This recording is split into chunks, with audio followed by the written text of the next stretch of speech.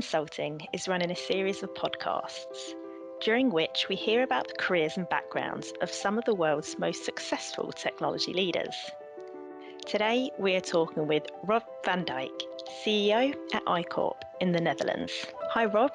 Thank you for taking the time to join us today. Let's get started with the first question.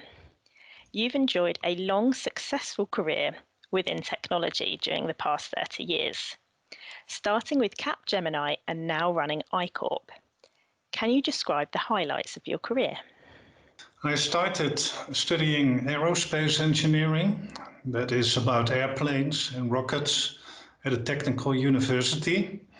But halfway I switched to psychology.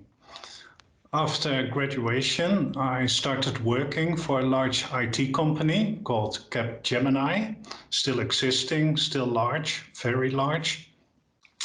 And there I gained a lot of experience with daily changing customers, daily changing projects, daily changing workplaces, and I loved it.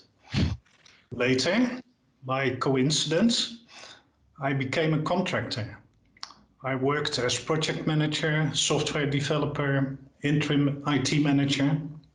And in that period, I developed commercial software in the area of corporate communication with a university. They did the theory, I developed the software. And that software enabled users to create thorough communication plans in a guided way for large corporations like Shell. With the spin-off of that software, I came in contact with then Coda, and after the first joint customer, the Ministry of Common Affairs, I can still recall, of course, we joined forces. The icorp software became a permanent part of the Coda product portfolio. It was booming business, a very good start, and it's still continuing. What are the main challenges you currently face at icorp? Strangely enough, it's not COVID. Of course, we had the problem of quotes that got postponed for signing, but for the rest, we were able to develop many innovations. For instance, data exchanges with payment portals like PayPal.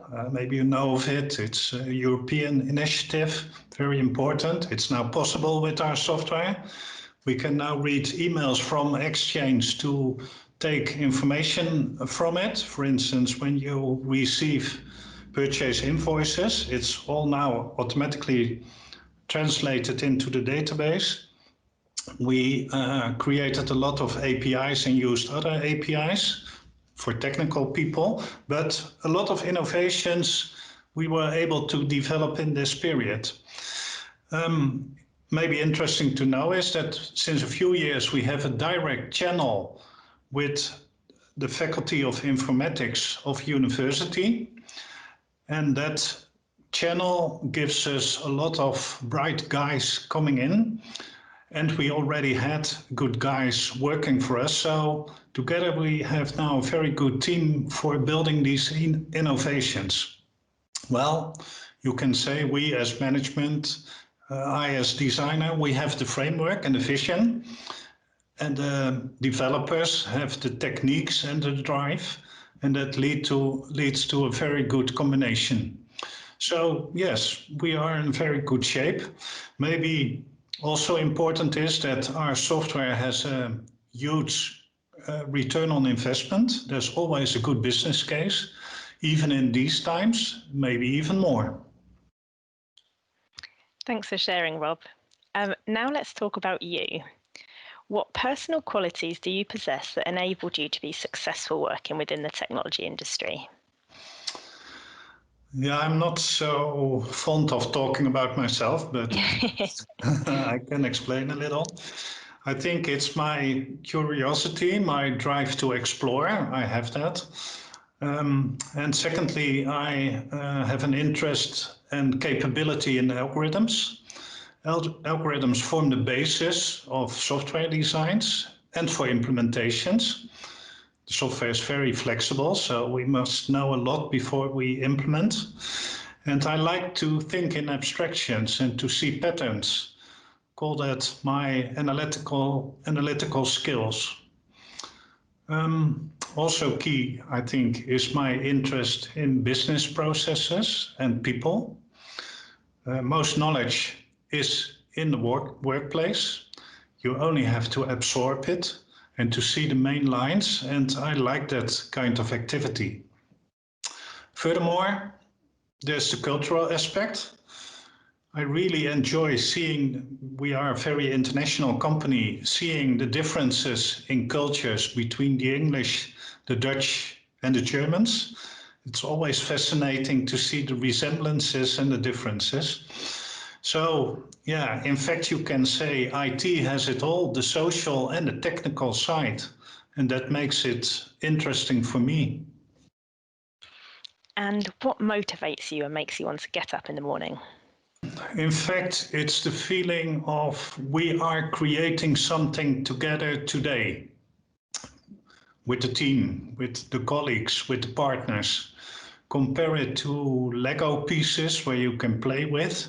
It's creative. We at icorp are really creating things, of course. We create software and we create implementations, or better called applications. And when we complete our work at a customer, we leave a solution behind, and that's very satisfying. Also attractive, I think, is, and that is valid for everyone, having an empty day in front of you. But that's luxury actually almost never happening. So that's something to work on. Thank you. And is there anything you'd wish you'd known when you began your career? Yeah, okay. Answered from a more personal side. I sometimes let things just happen, but now I see that you should do more with entrepreneurship. It's not sufficient always to concentrate on products and ideas. It's about the whole package. You also need someone looking at the earnings, putting the most out of it for the long term. If you are not that kind of person yourself, or only partially, you should find a business partner with those qualities. I think that's important when founding a company. Thanks, Rob. I'd now like to talk about recruitment. What advice would you give to someone starting their career within the technology industry? The answer is not too difficult, to my opinion. I would say try to experience a lot, explore as much as possible, follow your heart, go in the direction that you want. Don't be afraid to switch. On the other hand, try to find a level in IT where you are comfortable with. Don't reach too high, but better regret what you did than what you didn't do. That's a good saying, I think. And as a company founder, I would like to add, don't forget, as I already mentioned, the entrepreneurial side of things. Thank you, Rob. Great answer. What are the key skills and personal qualities you look for when hiring staff? Yeah, it depends, of course, on the type of company that you have. But in our company, I especially focus on intelligence, on brightness. That is what we are looking for. Smart guys, smart girls. That's point one. Second for me is honesty. I don't like playing games. People from Rotterdam, as I am, they are known for their straightforwardness. So I like that. And what do you think will be the key employment challenges faced by the next generation of employee? Working from home will become more the standard, I think. It will make it difficult to meet new people, colleagues, cultures, and getting inspiration from them. What are the ways to compensate for that? Team building sessions, business circles, business clubs, I don't know. I don't have the answer. Predicting is difficult these days for everyone. On the other hand, this is the era of IT. Now more than ever, the way we are working today from home and different settings with cameras and so, it wasn't possible 5 years ago.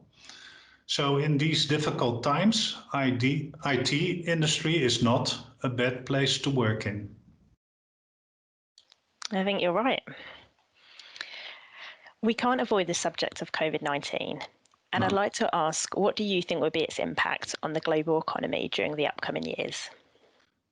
Yeah, we have a saying here, we are fed up with COVID, but COVID isn't fed up with us, so we have to deal with it. Our lifestyles will change, will remain changing, but also for the better, business-wise, privately. We are aware now of how we live in a global world, interconnected. And I think we see now more how important the climate is and the quality of life.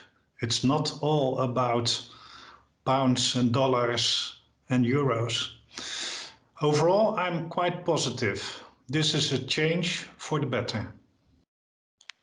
Great answer. Thank you, Rob. Now back to icorp. Can you explain how you see the distinction between ERP and best-of-class software? Yeah, now more technical subject. Good.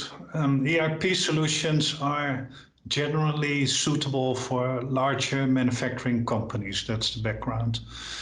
Then there's Unit 4 ERP, Unit 4 who has chosen to aim mainly at the public sector.